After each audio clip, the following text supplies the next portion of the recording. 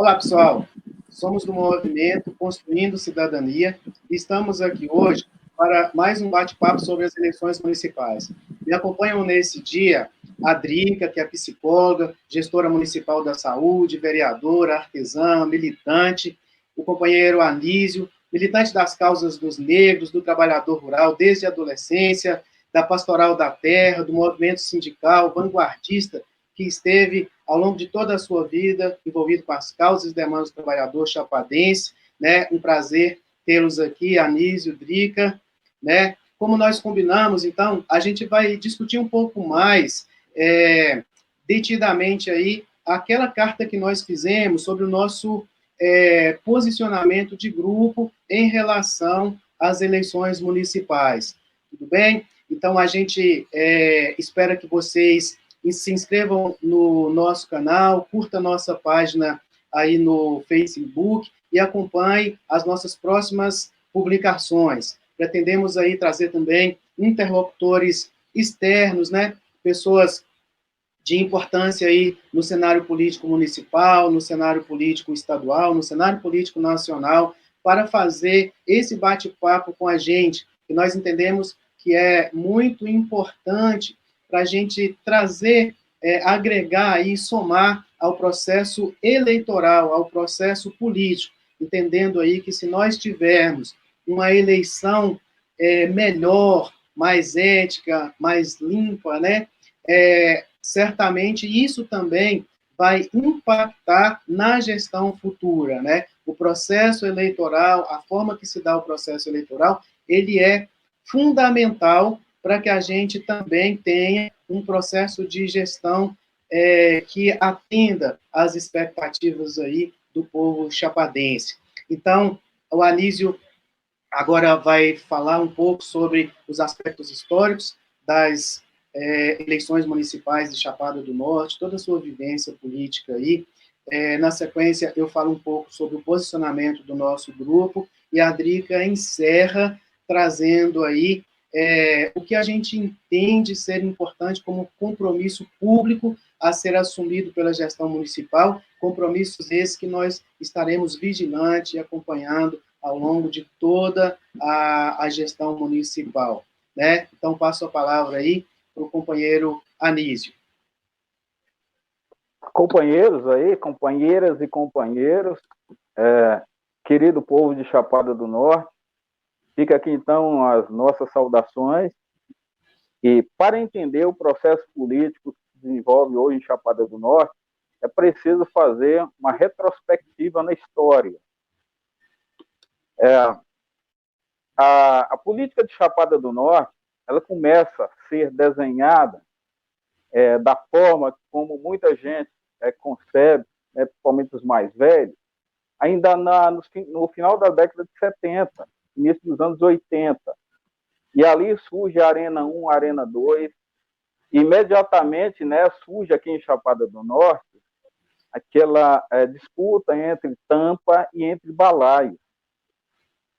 E essa disputa, ela dividiu a Chapada do Norte em duas frentes, em dois grupos, né? O grupo que apoiava a frente, o grupo que apoiava o Balaio. Agora, eu gostaria de destacar aqui que a luta para a mudança dessa situação, que a luta para que houvesse uma nova perspectiva e transformação política em Chapada do Norte, ela não é nova. Ela começou, inclusive, lá nos anos 80, e foi lá no ano de 1982 que a gente teve aqui um candidato a prefeito, foi o saudoso Joaquim Raimundo de Boa Vista, que teve como vice o Zé Salles. Naquela oportunidade já se vislumbrava e já se pensava que a Chapada do Norte precisaria ou precisava, né, ter uma alternativa ao poder político. E foi naquele ano, né, no nascente ali, Partido dos Trabalhadores, Joaquim Raimundo foi candidato do PT, ele e o Zé Salles.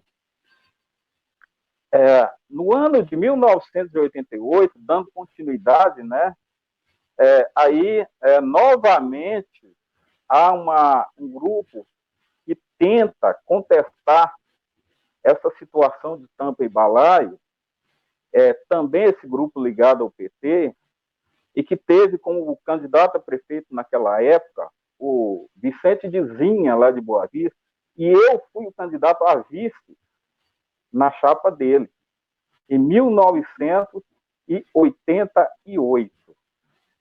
Né?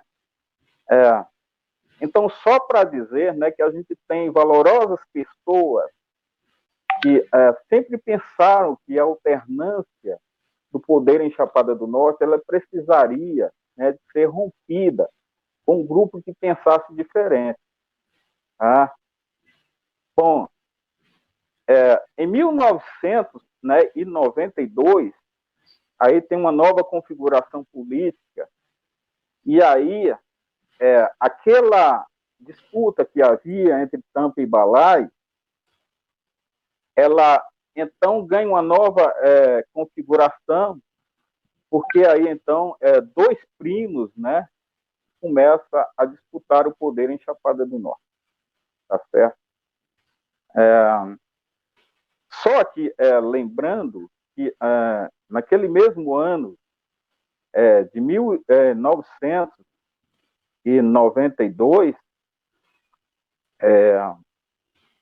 então esses dois primos começam a disputar essa alternância, né, de poder, e ganha então o prêmio que era representante da Tampa, tá certo? Mas aí, além de ganhar esse primo aí, que era candidato da Tampa, né? Ali começa então também uma disputa, meio que uma disputa familiar, na verdade.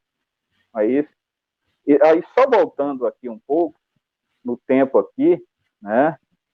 Lembrar que mesmo havendo essa disputa aí desses dois primos, também houve ali a disputa também de alguém que queria uma mudança naquele momento, né? Em 1996, mais precisamente, certo? Após aí essa disputa dos dois primos aí, que o primo da Tampa foi o vencedor, eu candidatei a prefeito aqui em Chapada do Norte pelo Partido dos Trabalhadores. E eu tive como vice o saudoso Joaquim Raimundo, lá de Boa Vista, grande companheiro, fundador, inclusive, do PT aqui em Chapada do Norte. E não foi uma luta fácil, mas foi uma luta muito prazerosa. E ela foi prazerosa porque nós tivemos a oportunidade de ir até as comunidades e nos dirigir às pessoas e mostrar para elas que havia uma possibilidade de mudança, que havia a possibilidade de a gente construir uma política em Chapada do Norte que ela fosse participativa, que ela levasse em consideração as pessoas, principalmente aquelas pessoas que eram excluídas de tudo. Eu lembro que a nossa campanha ela foi no sentido seguinte, de conscientizar as pessoas da mudança. E tem uma questão interessante, é que, antes disso, havia em Chapada do Norte uma prática, e a prática era que as pessoas colocavam em suas casas, pregavam nas paredes, o cartaz, né, a propaganda do seu candidato preferido. Isso acontecia muito. E, automaticamente, dependendo da quantidade de propaganda nas casas, as pessoas sabiam, ou pelo menos presumiam, quem seria o vencedor nas eleições. E naquela época da minha campanha, eu fiz questão de dizer para as pessoas que isso era uma prática, que era nociva para elas. Elas não deveriam colocar nas paredes a cara de ninguém, dizer em quem elas iriam votar. E foi justamente nessa época que a gente pôs fim àquela situação de que as pessoas tinham que se identificar que eram da tampa ou que era do balaio, colocando nas suas casas a propaganda do seu candidato preferido. Foi muito importante isso. Eu me orgulho de ter participado, né, dessa quebra, né, de situação que, na verdade, favorecia os grupos que dominavam o poder, mas não favorecia as pessoas. Eu lembro, naquela época, que quando antecedendo as eleições, eles traziam o pessoal da roça, das comunidades, e colocavam aqui na cidade, davam farofa, e as pessoas ficavam a noite inteira ali na rua. Eu lembro lá na Praça do Bom Jesus, as pessoas lá aglomeradas, porque traziam um dia antes, e o povo ficava a noite inteira ali eles acendiam fogueira, davam coisas para comer e tal. Aí no outro dia, aquelas pessoas saíam para votar. Dependendo do movimento que acontecesse, já se sabia quem seria o próximo eleito. Tudo isso aconteceu, né, ali nos idos, né, de 1900, final da década de 80, né, início dos anos de 90, né, justamente em 1996, né, eu me candidatei, fui o primeiro candidato genuinamente negro, de origem negra, num município em que a predominância esmagadora de negros. Eu fui o primeiro prefeito primeiro candidato a prefeito genuinamente negro. Como que era feita a nossa campanha? A nossa campanha era feita com aquilo que a gente tinha, frente a um poder econômico da tampa e do balaio, mais inclusive da tampa, né? E a gente pegava os nossos carros, eu tinha um Fusca, o Joaquim Raimundo tinha um Monza, o Zequinha comprou um Fiat Uno, 147 Uno, o Paulo Tofolete com a perua, e a gente foi para as comunidades conversar com as pessoas. Era um prazer a gente ir nas casas. Engraçado, e as pessoas não entendiam. Perguntavam assim, mas você é da tampa, é do balaio. Não, eu sou um candidato a prefeito aqui, eu quero ser alternativo e tal. As pessoas não entendiam, porque elas estavam acostumadas àquilo ali. Certo? Estavam acostumadas. Então foi, assim, uma campanha muito prazerosa. Certo? Para a gente ir nas comunidades, a gente fazia vaquinha para abastecer os carros. Né, os carros que a gente tinha. Eu lembro que no final da campanha os carros quebravam todos na estrada. Eu lembro que foi no Cajamunu, eles esvaziaram os 4 pneus do Fusca. Quando a gente chegou lá, estavam os 4 pneus arriados. Eu tive que pedir o meu adversário, chega lá e pede para alguém lá, pro IE, mandar uma bomba para a gente encher os pneus. Certo? Então é uma coisa assim que a gente... As pessoas jovens não sabem disso. Precisam saber. Em Chapada do Norte, né, a gente vem há muito tempo tentando construir algo. Mas um dos empecilhos é realmente a questão do poderio econômico. E esse poderio econômico fica mais evidente quando existe essa disputa dos dois primos. Aí, essa disputa, ela fica bem evidente. Tá certo? E nesse contexto aí, né, da disputa aí dos primos, né, aí aparece então uma nova configuração política, e mesmo havendo a questão da tampa e do balaio, também já entra um novo componente, como é o componente familiar, né, do domínio de uma família, do domínio familiar. Certo? Bom, partindo daí, lá em 96, inclusive, né, a gente disputou lá na época lá, o candidato era Manuel Branco e o saudoso Renato Porfírio, que morreu esses dias, né? E eu fui contra eles, né? E é interessante saber que foi a primeira vez que Chapada do Norte teve um vereador eleito do Partido dos Trabalhadores, que foi o companheiro saudoso, grande companheiro Chico PT. Primeiro vereador eleito em Chapada do Norte, realmente, desse projeto que a gente desenhava, né? Desse projeto que a gente desenhava. Foi, então, naquela época lá, nos anos de 1996. Bom, depois disso daí, né, naquela época lá, né, ganhou-se, então, depois lá da disputa dos dois primos, que ganhou o primo da Tampa, ganhou-se, então, o vice, né, que era o vice do candidato vencedor da Tampa. Então, ganhou esse vice aí e governou por 4 anos. E, na eleição seguinte, novamente ele se candidatou, e naquela época lá, nesse movimento aí de tentativa de mudanças, também teve novamente candidato a prefeito, foi o Zequinha, Zé Maria Zequinha, o Antônio Barulho, lá da Vale de Situba, né? Que também já morreu, o grande companheiro Antônio Barulho. Foi, então, o candidato a vice de Zequinha. Então, ali também se encerra também um ciclo, né, de tentativas, né, de construir uma alternativa a esse domínio que se estabeleceu em Chapada do Norte. Tampa e Balaio, depois veio a questão dos dois primos, não é? Então, foi um momento assim que ali se encerra, né?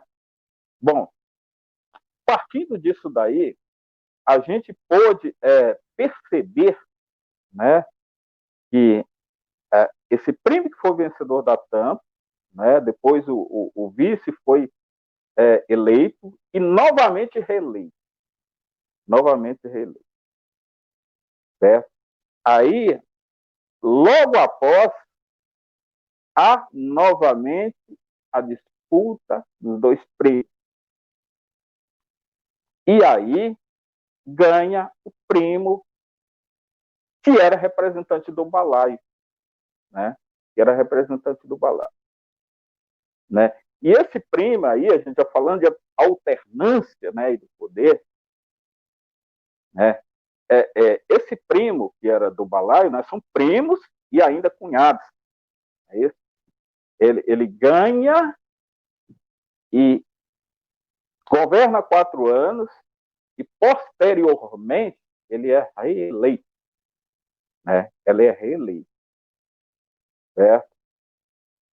Bom, a partir de então ele é reeleito e o candidato dele novamente eleito nas eleições seguintes, que foi no ano de 2012. No ano de 2012.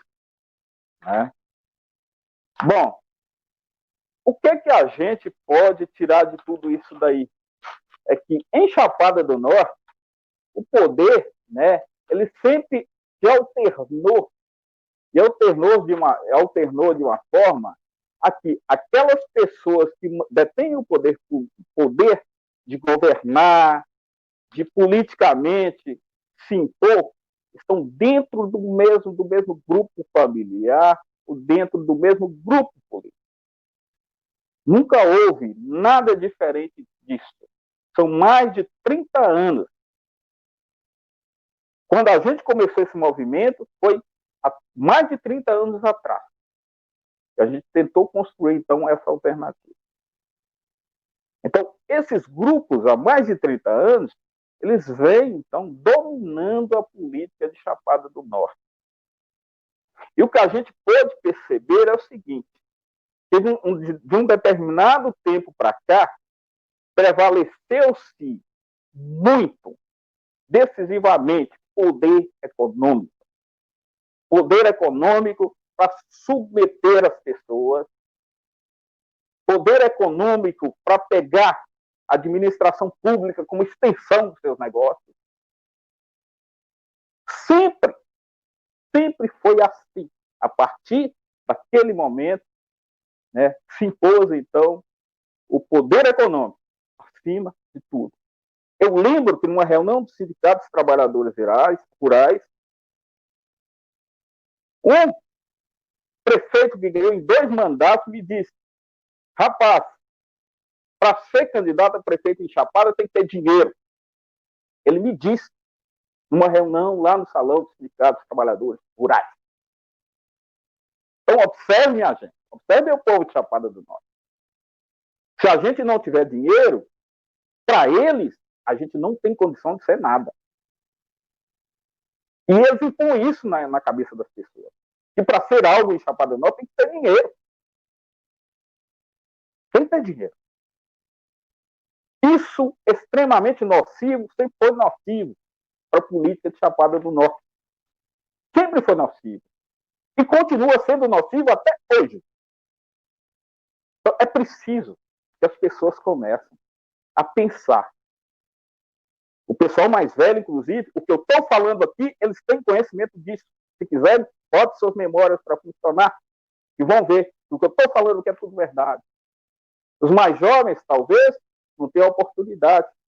Não teve a oportunidade de conhecer, mas podem sim, agora, adquirir, né, esse conhecimento histórico do que foi a política de Chapada do Norte até hoje.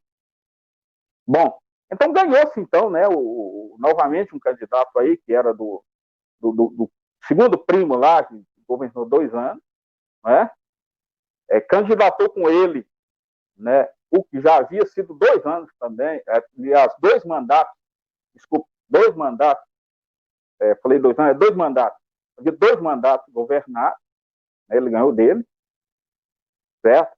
E em 2000, né, agora em 16, né, ganha o filho de um dos primos, que também governou Chapada por 2 mandatos consecutivos. Não é? E a gente chega, então, hoje em Chapada do Norte, com essa situação. Com essa situação em que o poder político de Chapada do Norte se resumiu a poder familiar e a poder de um grupo ou 2 grupos, convenientemente, que sempre governou sem abrir possibilidade para que pessoas diferentes pudessem ocupar o poder. Todos os candidatos que concorreram e que não eram de dentro dessas castas perderam as eleições. Todos que foram oposição, que não eram de dentro dessas castas, perderam as eleições. Então, é o seguinte, eu agora encerro então aqui a minha fala, né, e dizendo o seguinte, que eu me sinto muito à vontade para estar aqui fazendo parte desse grupo, Construindo Cidadania, que é um grupo que se propõe a fazer a mudança e as transformações políticas de Chapada do Norte, que tem agora, né, na sua decisão, né, a apoiar o candidato Leandro Evangelista, não é? Esperando que um novo tempo, que nova dimensão política se estabeleça em Chapada do Norte. Então, nosso propósito é de que tudo o que aconteceu politicamente em Chapada até hoje, né, que a gente venha dar uma nova fase, uma nova vida para que as coisas sejam diferentes, tá? Desculpe aí, eu falei demais, tá certo? Meu muito obrigado e boa sorte para nós todos.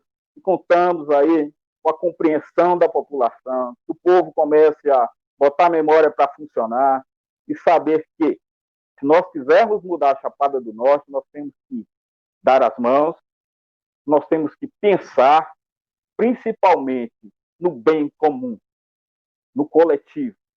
Nós não podemos, é claro que nós precisamos pensar na nossa família, no nosso emprego, no nosso salário, é claro que precisamos. Mas, além disso, nós precisamos pensar que Chapada é uma família, não família de poder, uma família que precisa pensar os seus destinos. E esse destino está nas mãos do povo de Chapada do Norte, que precisa pensar em mudança. Em mudanças. E é isso que nós queremos. Tá certo? Muito obrigado, um abraço a todos.